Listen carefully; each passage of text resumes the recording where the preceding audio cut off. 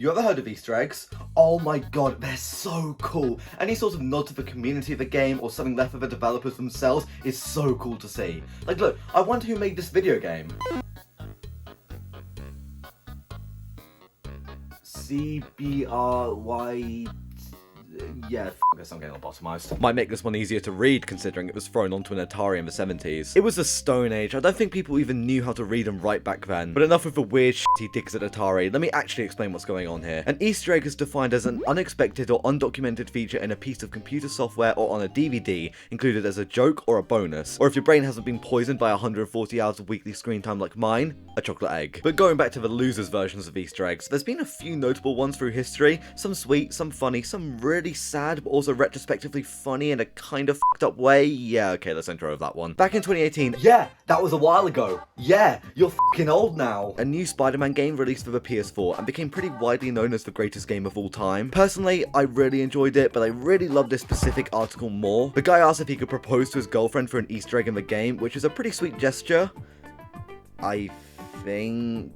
Insomniac Games said yes, Marvel said yes, the girlfriend didn't. Ignoring all the other details about their relationship that came out after the Easter egg, because honestly, that seems messy, and to be quite frank, I don't care. It seems like a decent idea on paper, but for the love of God, make sure your partner is comfortable being proposed to through a video game Easter egg before you actually do something like this. Personally, I'd be flattered. My next door neighbor, probably less so. I think the Easter egg has now been removed from the remastered version of the game, considering when I went to check it out, it just wasn't there. But to be honest, I think that's the least Insomniac can do for a guy who got rejected for a video game. For more non-proposal related Easter eggs, we could look further into Spider-Man PS4, and by further in, I mean looking through the suit menu. I mean, come on, practically every single one here is a reference to a suit that Peter has worn. Insomniac even went out of their way to add in suits from Spider-Man films once they came out. This game was 4 years old when they added in 2 new suits from No Way Home. Impressive as hell. Especially when you consider that they must have been in full-blown active development on both the Wolverine game and Spider-Man 2 at the time. In fact, when you think about it, it's pretty impressive that any sort of Easter egg makes it into media at all. There's no reason to put a single minute of development time towards these things,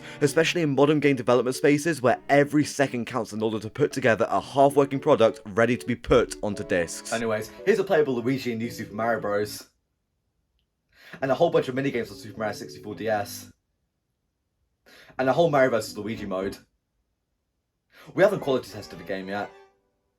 In the original New Super Mario Bros., holding down L and R while entering your file will let you play as Green Mario. There's no physics changes like what we see in New Super Luigi U, a game that lets you actually play as Green Mario. It's just a straight model swap here. I actually love it though. I discovered it when I was younger, and it's such a neat little thing to include in your game, even if New Super Mario Bros. Wii ends the Easter egg, locking Green Mario to a mere super guide feature. Okay, fine, I'll drop a Green Mario gimmick. Cut me some slack, it's hard to be funny in an economy like this. But thankfully, New Super Mario Bros. 2 brought back the Easter egg, but now you actually have to beat the game to access it. So sort of lame, sort of not.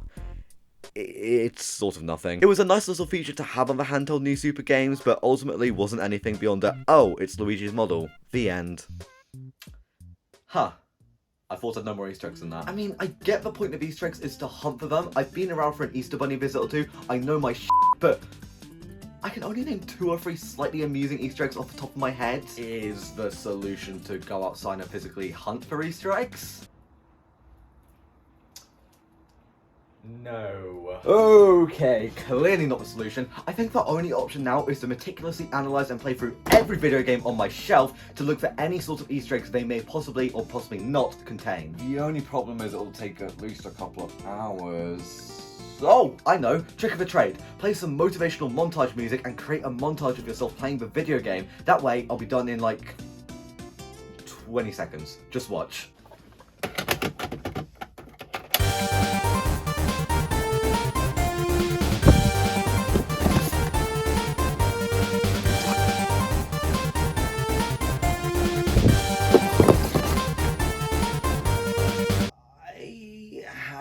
Little memory of the last minute, but I did find out you can shoot the lake in Resident Evil 4 and then like a big monster comes out, so worth it.